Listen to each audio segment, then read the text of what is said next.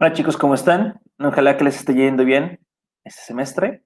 Eh, pues nosotros vamos a seguir con nuestro trabajo, ¿vale?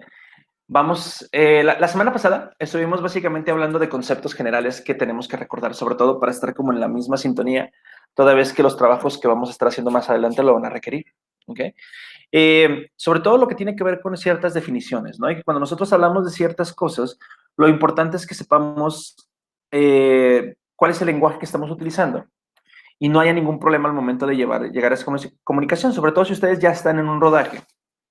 Entonces hay ciertas cosas que nosotros tenemos que tener ya como conceptos bien definidos, ¿no? Y como ustedes pueden ver, parte de la estructura de este semestre tiene que ver con la postproducción. Y cuando se habla de montaje, sobre todo aquí en Latinoamérica, pasa mucho que la gente nada más piensa en lo que es la edición, que es como lo que sucede al final cuando uno pega precisamente los planos, un plano con otro, para lograr escenas, secuencias y al final de cuentas la película entera. Pero cuando hablamos de montaje, es un concepto muchísimo más amplio y es lo que vamos a ver el día de hoy. El montaje no nada más tiene que ver con la edición digital o la yuxtaposición de planos, la unión de planos, sino que para empezar tenemos dos tipos de montaje, ¿no? Lo que es el montaje interno y lo que es el montaje externo. Lo que nosotros conocemos como edición, es decir, pegar planos, es precisamente un montaje externo.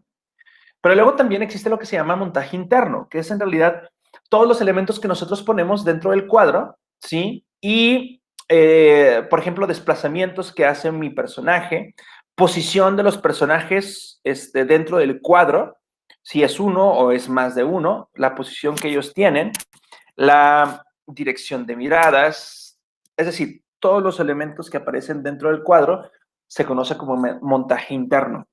¿Ok? Básicamente, cuando nosotros empezamos a trabajar con esto, montaje, la idea es tener la mayor cantidad de elementos controlados para no volver loco a mi editor. ¿Sí? Y como nosotros ya estuvimos trabajando en semestres anteriores con lo que tiene que ver con montaje interno, nos vamos a concentrar, sí, por supuesto, un poquito más en el montaje externo. Por eso es que estos son los elementos, y ahorita los vamos a explicar más a fondo, que nosotros tenemos que considerar sí o sí, incluso antes de empezar a grabar. ¿Ok? Son este tipo de preguntas que nos tenemos que hacer para que cuando empecemos a grabar los planos, nosotros al mismo tiempo ya estemos pensando cómo es que esto va a quedar en el producto final. Es decir, qué planos van a ir seguidos de qué y cuál es la razón de eso. ¿Ok? Cosas que tenemos que definir. Lo primero que tenemos que hacer, primero que cualquier otra cosa, es elegir el tipo de montaje y a esto se le llama estructura. ¿Ok? La estructura, vamos a ver que digamos, el montaje ya digital, el montaje externo, se divide en tres partes. ¿Sí? Es decir, lo primero que ustedes tienen que hacer cuando están editando su cortometraje es cuidar la estructura, que la historia se narre, que la historia se cuente. A lo mejor no provoca las emociones todavía que nosotros queremos y a lo mejor todavía no tiene un ritmo muy preciosista, todavía hay como cortes muy accidentados, algunas acciones se repiten, ¿no?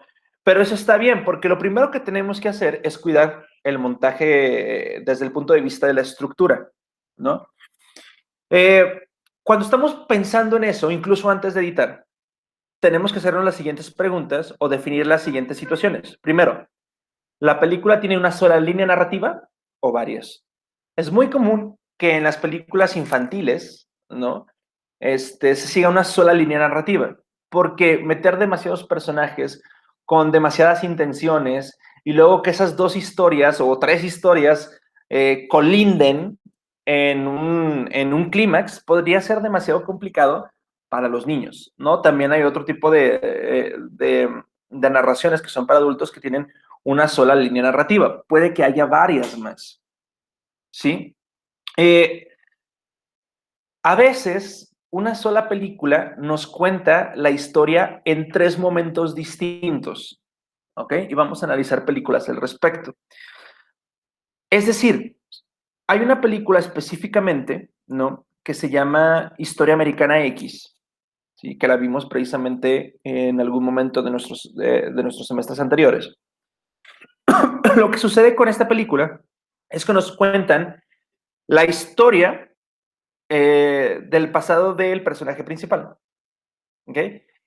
El presente, ¿no? Lo que sucede en ese momento de la historia y lo que sucede desde el punto de vista del pasado, pero de otro personaje, que es su hermano. Tenemos tres líneas narrativas que al final terminan por converger, ¿no? Y eso es algo que tenemos que elegir desde que estamos empezando a escribir nuestra historia, pero también es parte del montaje, porque tendremos que decidir al final cómo unimos esas tres historias, si cada una se va a contar en su propio momento y al final se van a unir, o las vamos a estar presentando, digamos, por secciones, ¿no? Entonces, es importante que definamos eso. ¿Tiene una sola línea narrativa o tiene varias líneas narrativas? ¿Okay? La película tiene un montaje lineal o alterno. Es decir, nosotros estamos contando una historia cronológicamente de principio a fin o tenemos una historia que nos está poniendo algo que está sucediendo ahorita, algo que sucedió el día de ayer, algo que sucedió hace 10 años, algo que va a suceder el día de mañana. ¿No? Es decir, tenemos que elegir nosotros si esta historia de principio a fin tiene un solo orden o estamos presentando una película que tiene un orden, digamos, alternado. ¿Ok? Esto es muy, muy importante también. Es común, a veces sucede, pero no es lo más recomendable, que un director decidió contar su historia, incluso desde que escribió el guión y desde que grabó su película, de manera cronológica. Y después el editor se sienta a ver el material y se da cuenta de que sería mucho más interesante alternar los momentos, ¿no? O a lo mejor, por ejemplo, mostrarnos el final al principio de la película y después más bien mostrarnos cómo se llegó hasta ese momento. Es, eso puede suceder, pero no es lo más recomendable. Lo más recomendable es que ustedes como directores sepan desde el principio qué es lo que quieren hacer, ¿vale? Si es lineal o si es alterno. La historia se encuentra en tiempos inconexos o en un segmento específico de tiempo, ¿sí? Aquí hay algunas películas, por ejemplo, que incluyen situaciones que no tienen absolutamente nada que ver con la línea temporal de nuestros personajes, ¿no? Lo que nosotros tenemos que decidir es eso, si se cuenta todo en una burbuja de tiempo, es decir, en una cápsula de tiempo se está contando todo eso, o si tenemos la historia principal en una cápsula de tiempo, pero estamos agarrando elementos narrativos de otros momentos, a lo mejor muy, muy en el pasado o a lo mejor muy, muy en el futuro. Y por último, tenemos que definir secuencias, ¿ok? Son pequeñas películas dentro de nuestra película. Las secuencias son secciones de la película que por sí misma cuentan una microhistoria, que tienen un inicio, un desarrollo y un final. Ustedes tienen que, desde el principio, definir cuáles son estas secuencias. Estos van a ser como los capítulos de su novela, ¿sí? De su novela escrita, no de su novela televisiva. Ustedes tienen que elegir, porque al final de cuentas esas microhistorias van a terminar por establecer toda la historia completa. ¿Ok? Entonces es muy, muy importante que ustedes lo definen. La segunda parte de lo que nosotros tenemos que cuidar, digamos, ya tenemos nuestra estructura, ya desde el montaje lo decidimos, ya en la misma edición ya pusimos en orden los planos para que se contara la historia. La segunda parte es la atmósfera. Ya sabemos qué estamos contando, ahora queremos definir qué vamos a transmitir. ¿Ok? ¿Qué tenemos que plantearnos o qué preguntas tenemos que hacernos? Primero, mi historia como unidad. ¿Qué pretende producir en la gente? Pretende producir empatía, odio, ternura, tristeza, etcétera, ¿no? Tienen que pensar en las emociones si quieren producir así de simples, así de sencillas, en una sola palabra, ¿no? ¿Qué es lo que quieren producir con cada una de las secuencias? ¿Qué es lo que quieren producir con toda la película en total? ¿Sí? ¿Qué momentos de la película debe tener un peso emocional específico y cuáles son? Es decir, ustedes tienen que elegir momentos pico en su producción. Y en ese momento el peso emocional de la película tiene que estar enfocado en eso. No debe haber distracciones alrededor de esos momentos específicos. hay momentos en los que se muere un personaje, hay momentos en los que está a punto de consumarse una venganza, o hay puntos en los que un personaje está siendo tratado cruelmente. Entonces, a lo mejor lo que queremos es crear esperanza, lo mejor que queremos es crear expectativa de que esa venganza se lleve a cabo. A lo mejor queremos crear dolor en nuestra audiencia cuando el personaje se está muriendo, etcétera, o repulsión incluso, ¿no? O sea, ustedes tienen que elegir qué momentos de esa película deben tener un peso emocional y tener muy en cuenta el momento al momento de estar montando en la edición externa, ese momento no nos puede faltar ese peso. Es decir, en la edición nosotros vamos a elegir qué planos van a durar más. A lo mejor un par de miradas que se están sosteniendo les dejamos un poquito más de tiempo para crear tensión.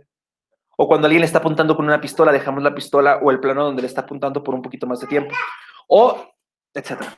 Depende. Ustedes ya tienen que elegir qué tipo de emociones quieren producir. ¿Sale? ¿Qué elementos voy a utilizar dentro del montaje interno para crear la atmósfera? Y eso tiene que ser desde antes, no en la edición. ¿Sí? Es decir, ya dijimos que el montaje interno es todo lo que está dentro de mi cuadro. ¿Dónde está mi personaje con respecto a aquello que le está provocando una amenaza?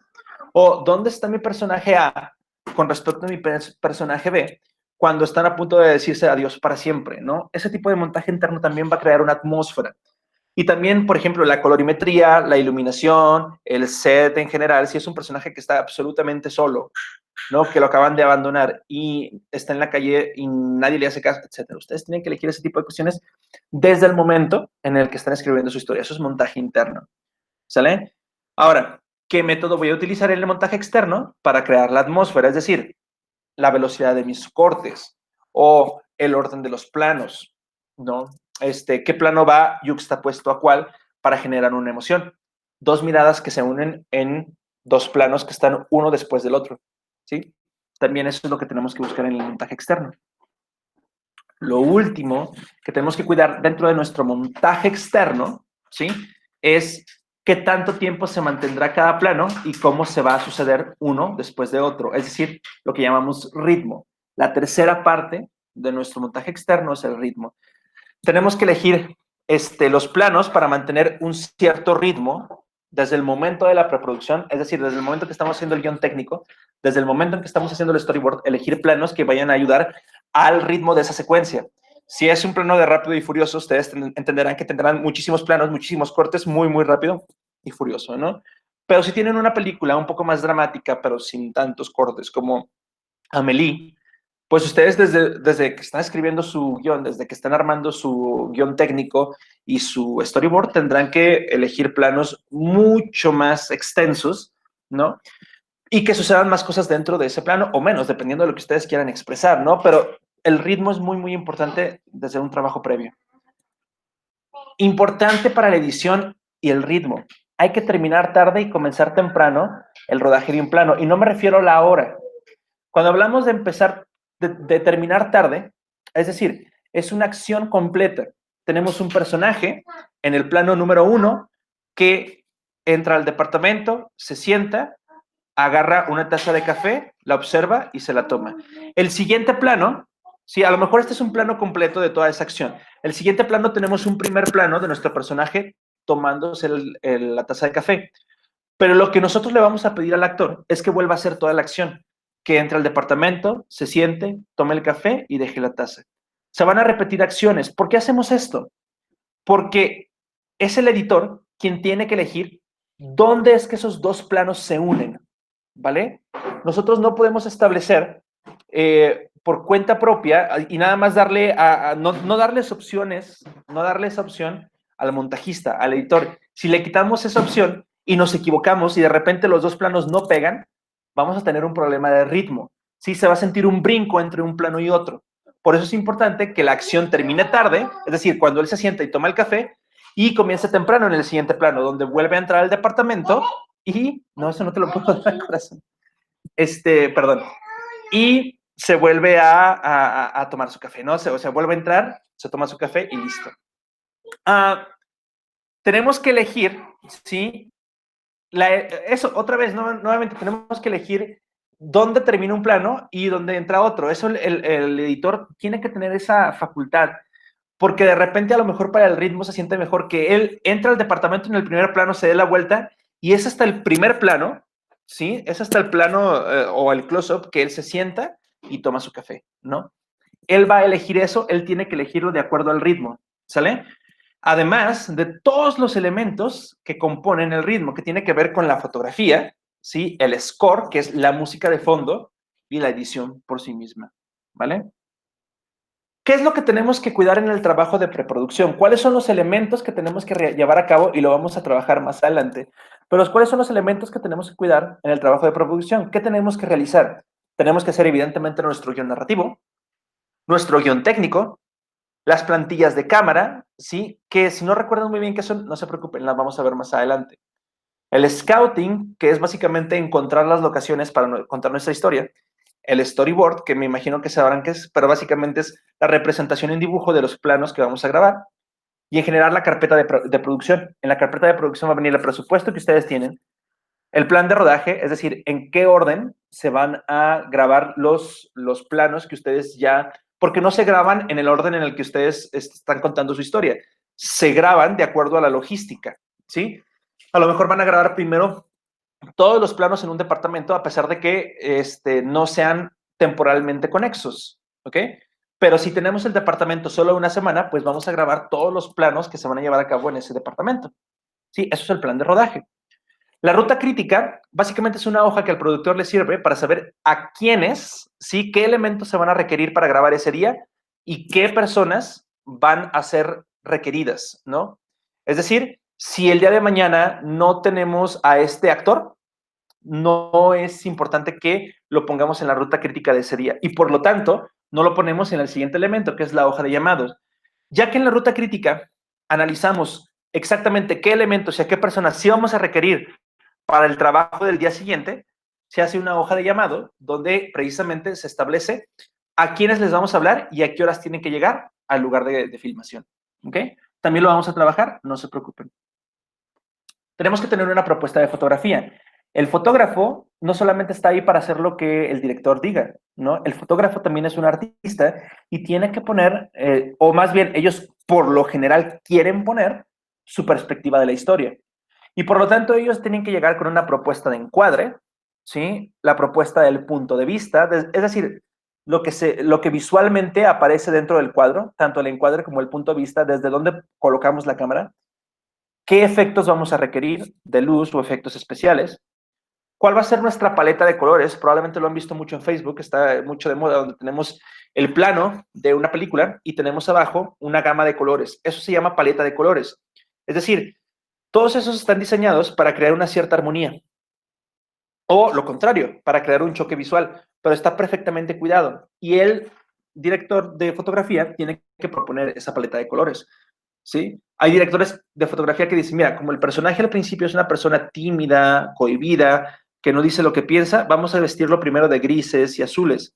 Pero conforme él va evolucionando y va tomando seguridad en sí mismo, entonces ya le damos colores un poco más fuertes, rojos, naranja, violeta, etcétera, ¿no? Entonces, para eso sirve también la paleta de colores. También los colores son psicológicos, ¿no? Entonces, la propuesta del fotógrafo tiene que venir a partir de ese punto de vista. Y la propuesta de iluminación, ¿sí? Si vamos a tener una iluminación natural, si vamos a tener una iluminación artificial, si va a ser luz muy puntual, es decir, como muy fuerte, como un rayo de luz directo, o va a ser luz muy difuminada. Incluso en una misma película podemos tener en distintas secuencias y en distintos planos distintas propuestas de iluminación, porque en alguna secuencia queremos a lo mejor provocar una atmósfera de tranquilidad, de paz, entonces la luz va a ser difusa. Pero a lo mejor casi al final, en una de las últimas secuencias, una persona se siente amenazada, se siente sumamente apachurrada por las circunstancias y a lo mejor ahí la luz va a ser mucho más fuerte, mucho más puntual, un rayo de luz directo, ¿no? Y por último, otra cosa que tenemos que tener, y este es uno de los trabajos más importantes dentro del rodaje, es la propuesta de diseño de producción, ¿sí? Esto es lo que vulgarmente de repente se conoce como el departamento de arte, ¿ok?